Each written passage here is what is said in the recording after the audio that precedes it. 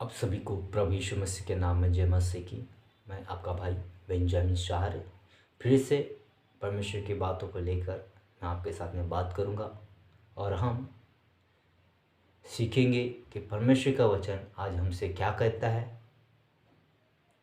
और परमेश्वर हमसे क्या चाहते हैं, जो हम अपने जीवन को परमेश्वर के हाथ में सौंपते हैं और परमेश्वर की इच्छा के अनुसार चलते हैं। क्या सच में जब हम बोलते हैं कि प्रभु हमारे जीवन आपके हाथ में है, क्या सच में परमेश्वर हमारे जीवन को अपने हाथ में सौंपते हैं या नहीं? परमेश्वर को हमें हमारा जीवन किस प्रकार का चाहिए जो हमें पकड़ सके, जो हमें ले सके। हम ऐसे ही नहीं बोल सकते कि प्रभु हमारे जीवन आपके हाथ में है। उसके लिए उसी प्रकार हमारा जीवन रहना चाहिए जिस प्रकार परमेश्वर चाहते हैं। परमेश्वर के वचन में से हम देखेंगे रोमियो की किताब उसका 8वां अध्याय, उसके पास से पढ़ेंगे। क्योंकि शारीरिक व्यक्ति शरीर की बात पर मन लगाते हैं, परंतु आध्यात्मिक आत्मा की बातों पर मन लगाते हैं। यानी कि परमेश्वर कहता है, अगर तुम शारीरिक रूप में मुझे अपने आप में सौंपते हो तो तुम शरीर की अभिलाषा के पीछे चलोगे, शरीर के बातों के ऊपर चलोगे, जो तुम्हारा मन चाहता है वो करोगे। लेकिन जब तुम आत्मा के अनुसार रहोगे तो जो मैं चाहता हूँ वो तुम कर पाओगे और आत्मा की इच्छा के अनुसार चलोगे, शरीर की इच्छा के अनुसार नहीं। क्योंकि परमेश्वर कहता है, मुझे जो आत्मा के अनुसार चलते हैं, जो आत्मा की बातों को सुनते हैं, आत्मा की बातों को समझते हैं और उसकी आत्मा के बातों के अनुसार चलते हैं, वो व्यक्ति मुझे प्रसन्न है। क्योंकि बाइबल इस प्रकार करती है, जो कोई आराधना करे वह आत्मा और सच्चाई से करे, क्योंकि उन्हीं की प्रार्थना ग्रहण योग्य होती है। शरीर पर मन लगाना तो मृत्यु है, परंतु आत्मा पर मन लगाना जीवन और शांति है। शरीर पर मन लगाना मृत्यु है, परंतु जब हमारा मन आत्मा के ऊपर लगता है तो उसमें जीवन भी है और शांति भी है। क्योंकि परमेश्वर का आत्मा हमारे जीवन के लिए एक महत्वपूर्ण शांति को लाती है। क्योंकि जिसके अंदर परमेश्वर का आत्मा है वो धीरजवंत रहता है, वो जल्दबाजी किसी भी काम में नहीं कर पाता और नहीं करता है। वो अपने आप में शांति रहता है, धीरज रखता है। लेकिन जो शरीर की इच्छा के अनुसार जीता है वो जल्दबाजी करता है, हड़बड़ी करता है और हर एक काम में गलती होती है उससे। लेकिन जो परमेश्वर की आत्मा के अनुसार जीवन जीता है वो कभी गलती नहीं करता और न कभी जल्दबाजी नहीं करता। क्योंकि जो आत्मा के अनुसार जीता है उससे भरोसा है, उससे विश्वास है कि मेरा परमेश्वर मेरे साथ में मेरे काम में मदद करेगा।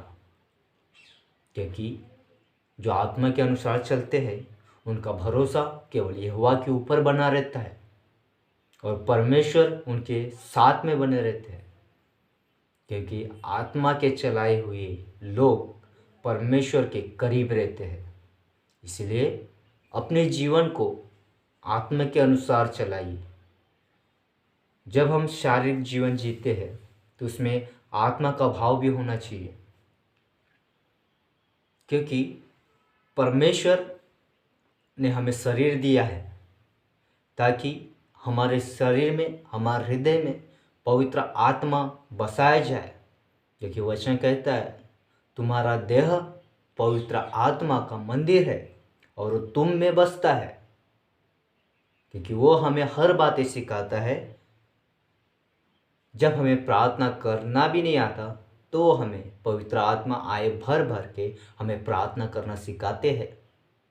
इसलिए पवित्र आत्मा हमारे जीवन में महत्वपूर्ण एक मित्र के रूप में हमारी मदद करते हैं, सहायता करते हैं और हमारी अगुवाई भी करते हैं कि हमें किस राह पे जाना चाहिए, किस प्रकार का हमारा स्वभाव रहना चाहिए।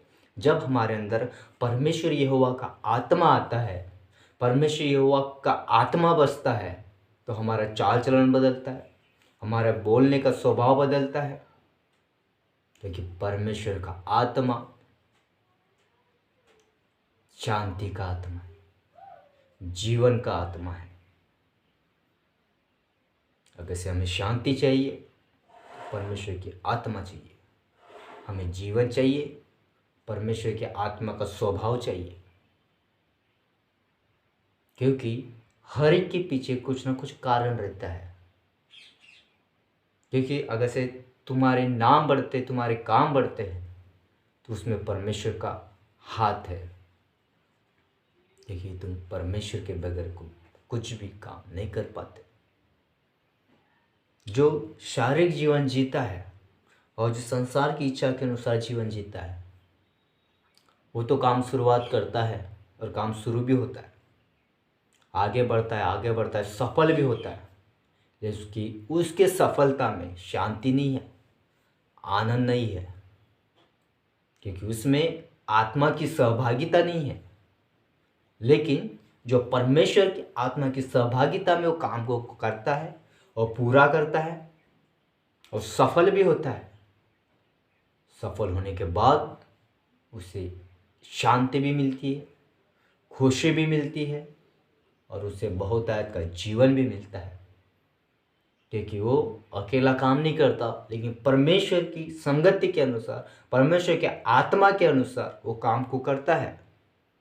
क्यों? क्योंकि उसके अंदर परमेश्वर का आत्मा बसता है और इस बात को जानता है कि मुझे परमेश्वर की इच्छा के अनुसार काम करना है। शरीर पर मन लगाना तो मृत्यु है, परंतु आत्मा पर मन लगाना जीवन और शांति है। क्योंकि शरीर पर मन लगाना तो परमेश्वर से बैर रखना है, परमेश्वर से बैर रखना है। अगर से हमारा मन शारीरिक रूप में है तो परमेश्वर हमसे बैर रखते हैं, यानी कि क्रोध, हमारी संगति से दूर हो जाते हैं। क्योंकि उस संगति का दूर होने का कारण हम ही है, क्योंकि हम परमेश्वर को नज़रअंदाज करते हैं। जहाँ हमें शारीरिक रूप में खुशी मिलती है, हम परमेश्वर को भूल जाते हैं और हम एक ही बात बोलते हैं कि मैंने किया। लेकिन उस मैं में हम परमेश्वर को नहीं जोड़ पाते। लेकिन जो आत्मा के अनुसार जीवन जीता है, वह हमेशा, चाहे छोटा काम हो, चाहे बड़ा काम हो, चाहे छोटी खुशी हो, चाहे बड़ी खुशी हो, वो एक ही बात बोलता है कि मुझे परमेश्वर ने खुशी दिया है, मुझे परमेश्वर ने आशीष दिया है, मुझे परमेश्वर ने सफलता दी है, क्योंकि मुझे आनंद है, मुझे शांति मिली है, तो परमेश्वर ने मुझे दिया है। क्योंकि न तो परमेश्वर की व्यवस्था के अधीन है और न हो सकता है। जो शरीर के अनुसार जीवन जीता है, शारीरिक इच्छा के अनुसार जीवन जीता है, वो परमेश्वर को नज़रअंदाज करता है। वो हमेशा शरीर की इच्छा के अनुसार जीता है, वो कभी भी परमेश्वर के करीब नहीं रह सकता, परमेश्वर के वचन के ऊपर बना नहीं रहता, परमेश्वर की आवाज को पहचान नहीं सकता और ना ही परमेश्वर के भेद की बातों को जान सकता है। जो शारीरिक रूप में जीवन जीता है और जो शारीरिक दशा में है, वे परमेश्वर को प्रसन्न नहीं कर सकते। सीधी सी बात है, जो शारीरिक रूप में अपने जीवन को आगे बढ़ाते हैं, वो परमेश्वर के करीब ही नहीं है, तो उसकी इच्छा को क्या जान पाएंगे। जब इनको परमेश्वर की इच्छा ही मालूम नहीं है कि परमेश्वर हमसे क्या चाहता है, तो परमेश्वर के लिए क्या कर पाएंगे। लेकिन जो आत्मा के अनुसार जीवन जीता है, पवित्र आत्मा उन्हें अगुवाई करता है कि परमेश्वर हमसे क्या चाहते हैं, और हमारे जीवन से आत्मा के द्वारा वो काम पूरे होते जाते हैं जो परमेश्वर को भाता है और जो परमेश्वर हमसे चाहते हैं, वो काम पूरे होते हैं। पवित्र आत्मा हमारे अंदर से काम कराता है और हमारे मन को, सोच को, विचारों को परमेश्वर के करीब लेके जाता है, परमेश्वर के वचन में बने रखने के लिए हमारी मदद करता है। परंतु जबकि परमेश्वर का आत्मा तुम में बसता है। परंतु जबकि तुम में, मुझ में, हम सब में परमेश्वर का आत्मा बसता है, क्योंकि वचन में लिखा है तुम्हारा देह पवित्र आत्मा का मंदिर है और उस मंदिर में, तुम्हारे हृदय में परमेश्वर का आत्मा बसता है। क्योंकि वचन कहता है परंतु जबकि परमेश्वर का आत्मा तुम में बसता है तो तुम शारीरिक दशा में नहीं परंतु आत्मिक दशा में हो। जब परमेश्वर का आत्मा हमारे जीवन में आता है, जब परमेश्वर का आत्मा हमारे जीवन में बसता है तो हमारे अंदर से अगुवाई निकलती है दूसरों के लिए। जिसके अंदर परमेश्वर का आत्मा नहीं है, वो जिसकी प्रार्थना सुनता है उसके अनुसार वो प्रार्थना के शब्द बोलता है। लेकिन जो पवित्र आत्मा उसमें बसता है तो उसके अंदर से पवित्र आत्मा अगुवाई के द्वारा उसके अंदर से प्रार्थना के शब्द निकालता है कि हमें आज किस के लिए प्रार्थना करना है, किसके लिए वचन देना है, कौन सा वचन बताना है। वह पवित्र आत्मा अगुवाई करता है। किसके साथ? उस व्यक्ति के साथ जो आत्मिकता में जीवन जीता है और परमेश्वर का आत्मा उस व्यक्ति में बसता है।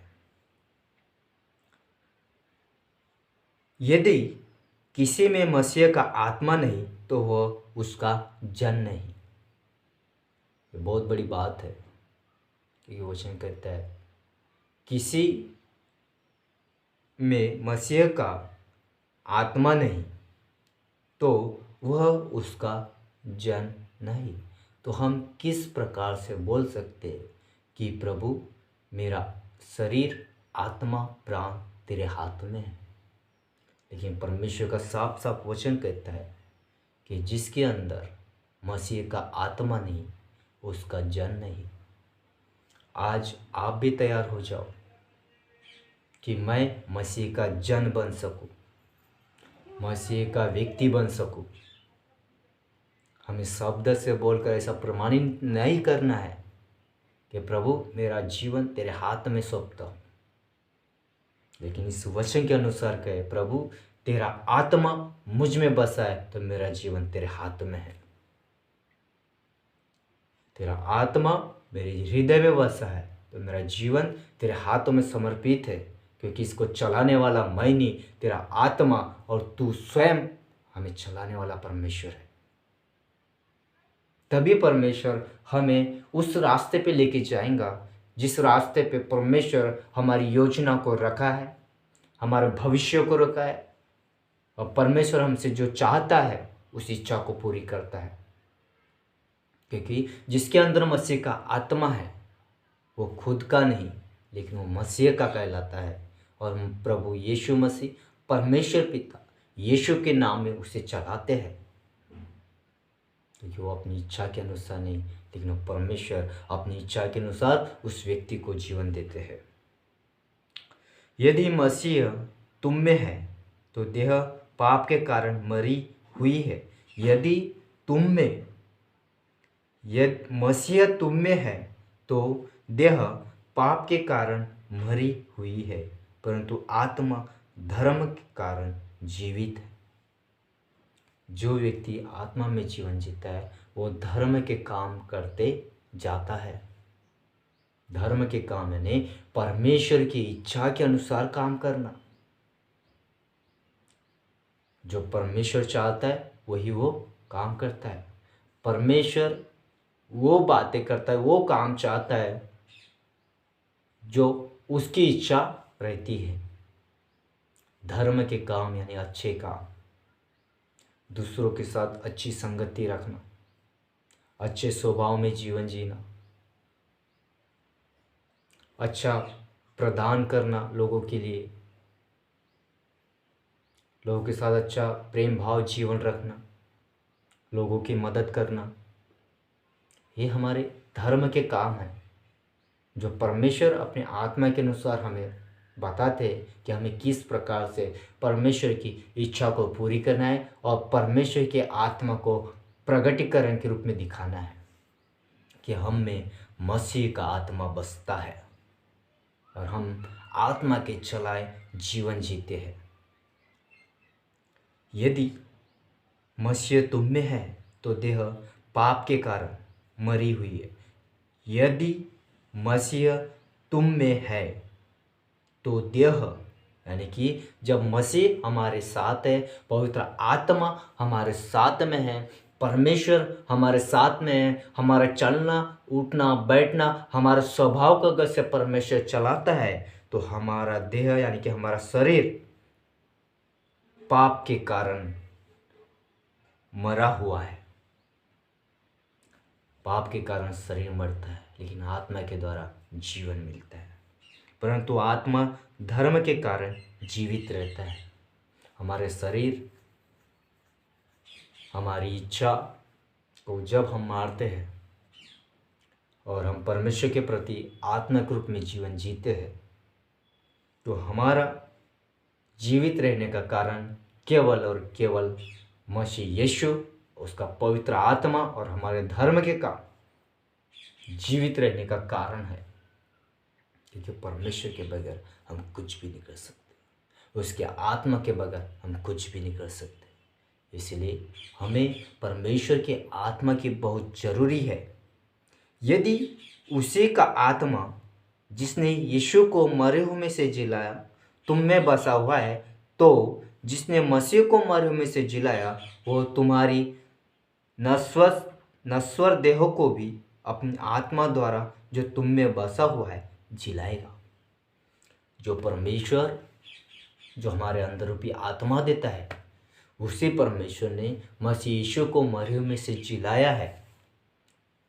आज भी उसी आत्मा के द्वारा हमारे अंदर के नश्वर जीवन, यानी कि अगर से हमारा अंदर कमजोर जीवन है, बीमारी का जीवन है, गरीबी का जीवन है, निराशा का जीवन है, पीड़ा तकलीफ का जीवन है, तो परमेश्वर उसी आत्मा के द्वारा हमारी जीवन को तैयार करते हैं, बीमारी को आज़ाद करते हैं। परिस्थिति को बदलने वाला आत्मा है, और वही आत्मा हमें आनंद और खुशी का आत्मा देता है, हमें जीवन देता है और बहुतायत का जीवन देता है। मेरे प्रियो, अगर से अपने जीवन को शांति चाहते हो, आनंद चाहते हो, तो हमें अपने जीवन में संसार की इच्छा के अनुसार नहीं, हमारे मन की अभिलाषा के इच्छा के अनुसार नहीं, जो हम सोचते उसी के अनुसार करने की इच्छा नहीं, लेकिन जो पवित्र शास्त्र, परमेश्वर पिता का प्रेम और प्रभु यीशु मसीह की संगति जो हमसे कहती है कि मेरे बेटे मेरे बेटी, तुझे परमेश्वर की इच्छा के अनुसार, पवित्र आत्मा के अनुसार तुझे जीवन जीना है, तो हमें उसी प्रकार जीवन जीना चाहिए। क्योंकि संसार, शैतान हमें उस राह पे लेके जाता है जिस राह पे हमें ना तो शांति मिलती है और ना ही खुशी मिलती है।